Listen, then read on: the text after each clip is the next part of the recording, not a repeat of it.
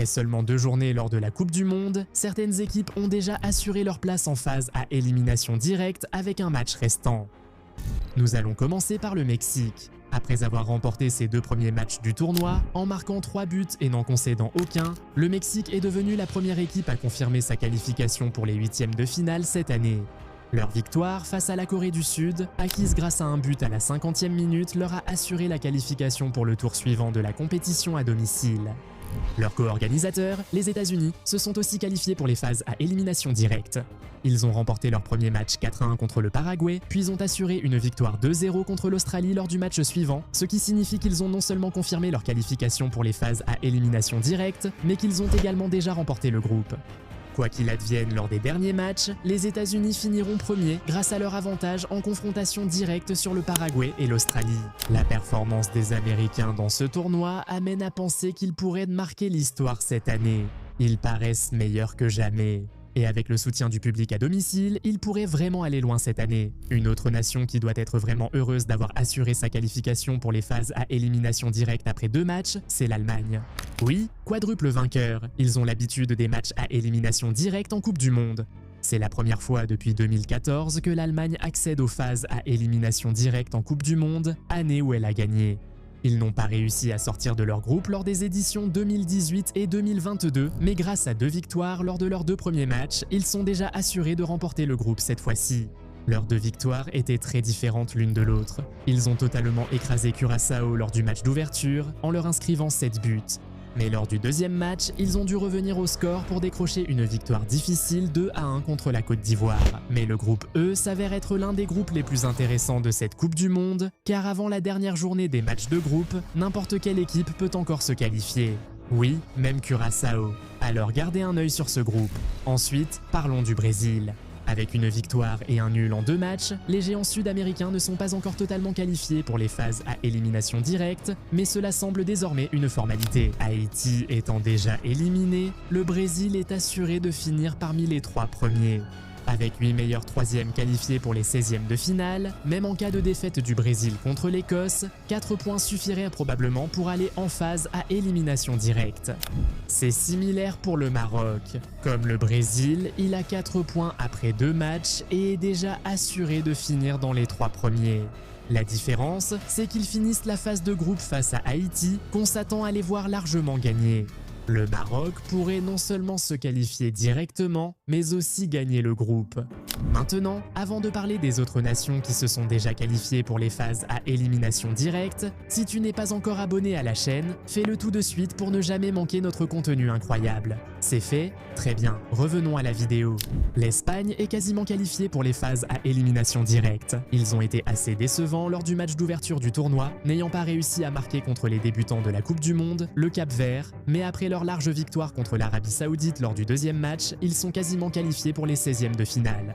Avec 4 points en 2 matchs et une différence de but de plus 4, ils sont assurés de finir dans les 3 premiers du groupe.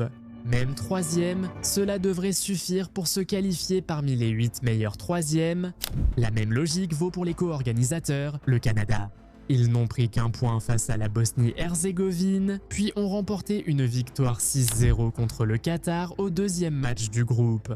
Grâce à cela, ils sont maintenant en tête du groupe B après 2 journées. Le match contre la Suisse déterminera qui remportera le groupe. Sauf scénario improbable, le Canada est quasiment assuré de finir premier ou 2e, obtenant ainsi pour la première fois une qualification directe pour les phases à élimination directe. La Suisse, qui est dans le même groupe et qui a également 4 points, est exactement dans la même position et on peut s'attendre à ce qu'elle se qualifie sans problème pour les 16e de finale d'une manière ou d'une autre. Mais pour les champions en titre, l'Argentine, 2 matchs ont suffi non seulement pour assurer leur place en phase à élimination directe, mais aussi pour garantir qu'ils termineraient premiers de leur groupe. Ils ont remporté le premier match 3 buts à 0 et le second 2 buts à 0, tous les buts ayant été inscrits par Lionel Messi. Avant même leur dernier match contre la Jordanie, ils sont assurés de finir premier du groupe J après la victoire de l'Algérie 2-1 qui élimine officiellement la nation asiatique de la Coupe du Monde. L'Algérie et l'Autriche sont les seuls à pouvoir rejoindre l'Argentine avec 6 points, mais les Sud-Américains ont l'avantage au face-à-face, assurant déjà la première place du groupe avant le dernier match. La France s'est déjà qualifiée pour les phases à élimination directe après 2 matchs.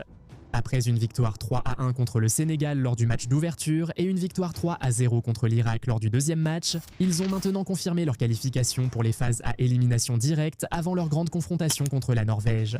La Norvège s'est aussi qualifiée pour les phases à élimination directe après 2 victoires en 2 matchs. Ils ont battu l'Irak 4-1 lors du match d'ouverture et le Sénégal 3-2 lors de leur deuxième match, ce qui signifie que le match entre la Norvège et la France sera désormais un affrontement pour déterminer qui remportera le groupe. Le vainqueur de ce match sera premier, mais en cas de nul, la France remportera le groupe grâce à une meilleure différence de but. Le Portugal est déjà quasiment qualifié. Ils ont commencé le tournoi par un match nul décevant contre la RD Congo, mais ils ont réussi à rebondir avec une victoire éclatante 5-0 contre l'Ouzbékistan, un match où Cristiano Ronaldo est devenu le premier homme à marquer lors de 6 Coupes du Monde différentes. Ils ont maintenant 4 points avant la dernière journée, et même s'ils ne terminent pas dans les 2 premiers, 4 points. Cette différence de but devrait suffire à les qualifier parmi les meilleurs 3e, comme pour l'Égypte. Ils ont décroché leur première victoire en Coupe du Monde à Vancouver face à la Nouvelle-Zélande, atteignant 4 points après un nul contre la Belgique lors du premier match. Ils mènent le groupe après 2 matchs, mais même hors du top 2, 4 points devraient suffire à les qualifier pour les 16e parmi les meilleurs 3e. Peut-être que le groupe F est l'un des plus intéressants. Après 2 matchs, Japon et Pays-Bas ont 4 points, Suède en a 3.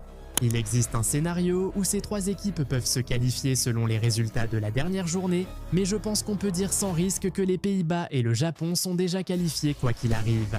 Le groupe L est similaire, l'Angleterre et le Ghana ayant chacun 4 points après 2 matchs et leur nul mardi.